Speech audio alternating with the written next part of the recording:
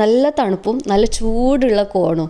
ഞാൻ ഈ കോണും മുണുങ്ങിക്കൊണ്ട് എടുത്തേക്കാണ് പോകുന്നതെന്ന് കാണണ്ടെങ്കിൽ നിങ്ങൾ ഈ വീഡിയോ സ്കിപ്പ് ചെയ്യാണ്ട് കണ്ടാൽ നിങ്ങൾക്ക് മനസ്സിലാവും ഞാൻ എടുത്തേക്ക് ഈ തിന്നുകൊണ്ട് പോകുന്നതെന്നുള്ളത്. നമ്മൾ പോയത് മജാസിൽ വെടിക്കെട്ട് കാണാനാണ്, അല്ലാണ്ട് പ്രത്യേകിച്ച് വേറൊന്നുമില്ല. ന്യൂ ഇയറിൻ്റെ വെടിക്കെട്ട് അത്രയേ ഇല്ലൂ.